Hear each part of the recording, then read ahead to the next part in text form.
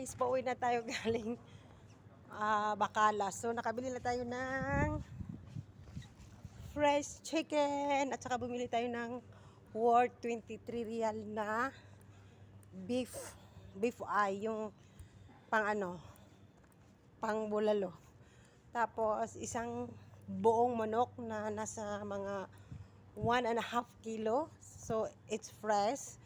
Yung kakatayin sa harap mo. So it's 20 real. At saka may paa sila, malalaki.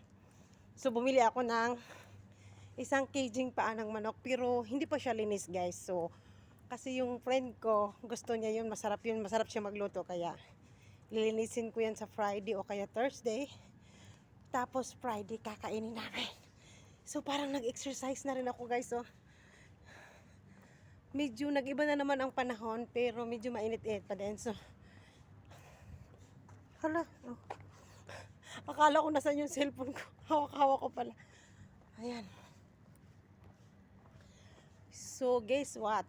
Nung bumalik ako galing vacation, umalis ako papuntang vacation is nag 67 kg ako. Pagbalik ko 76. So now after 1 year, malalaki kasi ang bahay ko, tsaka medyo nag-glazing tayo sa rice. So ngayon I was 71.85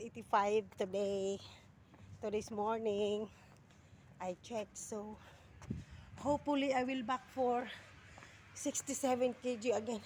And thank you so much for watching my video. Please share and subscribe and ring the bell button para updated kayo sa aking mga upcoming videos. Maraming salamat!